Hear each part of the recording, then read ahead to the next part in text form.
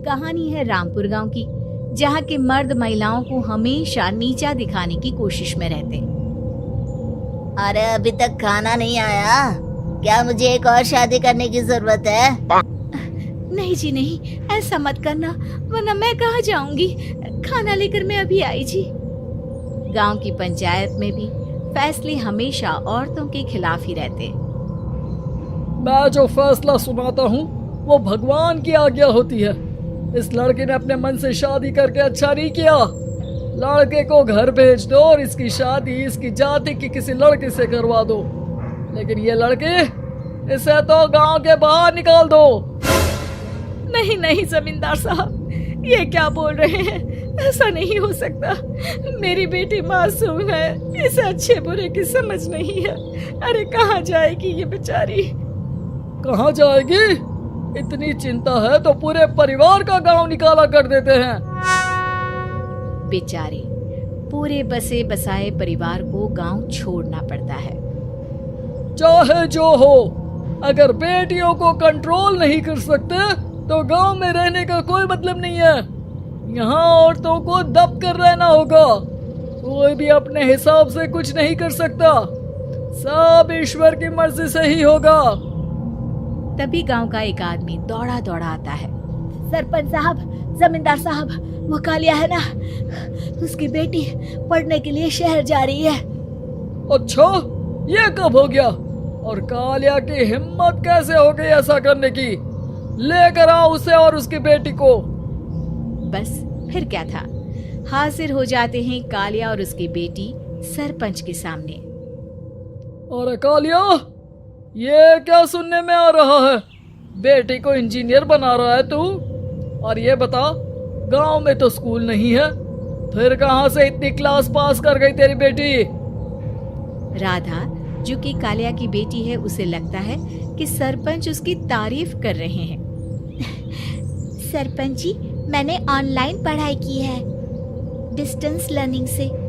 सभी में मैंने अच्छे नंबर पाए हैं, जिसे देखते हुए शहर की इंजीनियरिंग कॉलेज में मुझे स्कॉलरशिप मिली है। वाह जी वाह, क्या होती है ये? पहले तो ये बताओ, फिर आगे की बात करते हैं। पूरा गांव राधा की बात सुन रहा था और राधा बोलती जा रही थी। तो ऐसे मैं फ्री में एक अच्छी शिक्षा लेकर गांव में जो कुछ परेशानियां हैं, जैसे बिजली, पानी और इंटरनेट जैसी समस्याओं के लिए काम करूंगी। मैं गांव को शहर से जोड़ने के लिए पुल का निर्माण करवाने का प्रस्ताव रखूंगी। मुझे पूरी उम्मीद है कि जल्द ही हमारा गांव भी तरक्की की राह पर चल पड़ेगा। राधा की बात सुनकर सारे गांव वाले ताली बजाने लगते हैं। सरपंच को समझ नहीं आता कि वो क्या करे। चुप रह नादान लड़की, गांव के खिलाफ जाने के लिए तुझे गांव से बेदखल कर दिया जाएगा, वो भी पूरे परिवार के साथ। और हाँ, अगर ठीक से गांव में रहना चाहती है तो ये पढ़ाई लिखाई छोड़ दे। हम तेरे लिए गांव का कोई होनहार लड़का देखेंगे। तभी गांव का एक आदमी बोल पड़ता है। अरे नहीं नहीं सरपंच जी, राधा बिटिया जो बता रही है, अगर वैसा हो जाए तो हम लोगों को पैसा कमाने के लिए बाहर नहीं जाना पड़ेगा। हाँ जी, और ना ही कोसों दूर पानी के लिए भटकना पड़ेगा। हमारे बच्चे भी अच्छी पढ़ाई कर सकेंगे और आगे बढ़ेंगे, ना कि हमारी तरह खेती करते बैठेंगे। क्यों गांव वालों, राधा बिटिया का साथ देना चाहिए ना। सरपंच देखता है कि गांव राधा के साथ है तो वो चुप हो जाता है। वो घर आकर अपने सलाहकार से बात करता है, जो बहुत ही चालाक किस्म का इंसान होता है। अरे सरपंच साहब, आपको बहुत ही होशियारी से काम लेना पड़ेगा। एक बार गांव तरक्की कर गया, यहाँ के बालक पढ़ लिए तो कोई ना पूछेगा आपको। और फिर ये जो बेटा और बेटी है ना आपके, इनको भी आम लोगों की तरह ही जीवन जीना होगा। हाँ, लेकिन करे तो क्या करे? वो ना आप मुझ पर छोड़ दीजिए, बस मैं जैसा बोलूं करते जाइए। अगले रोज सुबह जब गांव वाले सोकर उठते हैं तो राधा के घर के बाहर और साथ ही वो लोग जिन्होंने राधा का सपोर्ट किया था, उनके घर के आगे लाल रंग से कल आऊंगी लिखा होता है। कल आऊंगी, यह क्या होता है? अरे यह तो खून से लिखा है, लगता है कोई भूत प्रेत या चुड़ैल का साया है। चलो सरपंच जी के पास चलते हैं। सभी सरपंच के पास जाकर उसे सारी बात बताते हैं। अरे ये तो बड़ी मुश्किल की बात है। चलो मैं एक बाबा को जानता हूँ, उन्हें बुला लेता हूँ। सरपंच बाबा को लेकर गांव के घर के बाहर जाता है। ओहो, तो ये वो चुड़ैल है जो उन लोगों को निशाना बनाते हैं जो गांव को बदलने का सपना देखते हैं। वो गांव को ऐसे ही संपन्न देखना चाहती है, वो नहीं चाहती कि कोई बाहरी यहाँ का कायाकल्प करे। क्या तुम लोगों में से किसी ने गांव को बदलने की सोच रखी है? तभी राधा की माँ रोते रोते आती है। मेरी राधा घर से गायब हो गई है। अरे कोई तो बचाओ, मेरी बच्ची कहाँ गई?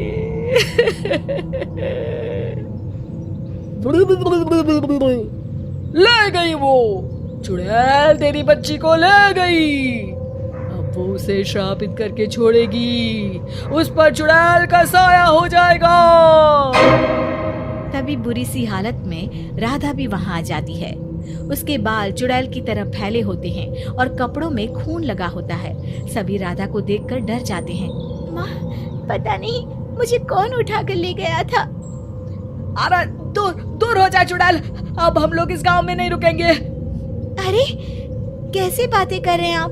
कल तो आप मेरे भरोसे गांव का हुलिया बदलने, अपने बच्चों को पढ़ाने और तरक्की उन्नति की बात कर रहे थे, तो आज क्या हो गया आपको? ये फिर तुम लोगों को बहकाएगी। ये चुड़ैल गांव में आ चुकी है, ऐसे ही ये तुम्हारे घर के बच्चों को भी ले जाएगी। गांव वाले राधा को गांव से बाहर निकाल देते हैं। उसके माँ बाप रोते रहते हैं, लेकिन गांव वाले नहीं मानते। मैं भी अपनी बहन के साथ गांव के बाहर रहूंगा, लेकिन वो पढ़ाई नहीं छोड़ेगी। वहीं सरपंच के घर पर सलाहकार कहता है। देखा, सांप भी मर गया और लाठी भी नहीं टूटी। लेकिन अगले ही दिन सरपंच के घर के बाहर भी वही शब्द लिखे होते हैं। और फिर सरपंच की बीवी कहती है, हमारी बेटी को किसी ने अगवा कर लिया है। तभी राधा का भाई वहां आ जाता है। अरे गांव वालों, मैंने सरपंच जी की बेटी को देखा था। वो चुड़ैल उसे उठाकर ले जा रही थी। अरे क्या मजाक कर रहे हो? नहीं नहीं सरपंच जी, आप नहीं जानते। वो चुड़ैल अब आपकी बेटी में आ जाएगी, जैसे राधा के अंदर आ गई थी। तभी सरपंच की बेटी वैसी ही हालत में वहां आती है जैसे राधा आई थी।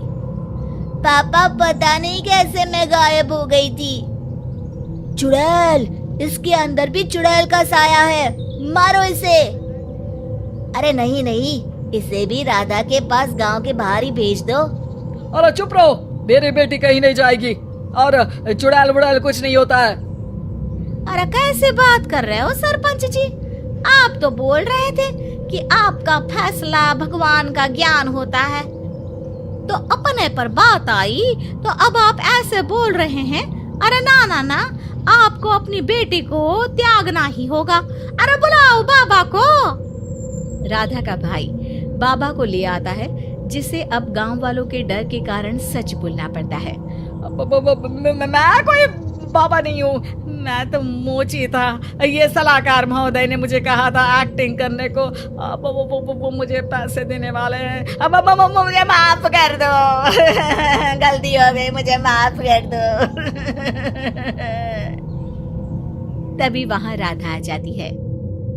देखा सरपंच जी, जब गांव के बच्चे साक्षर होंगे तो आप जैसे लोगों की चालाकी नहीं चलेगी।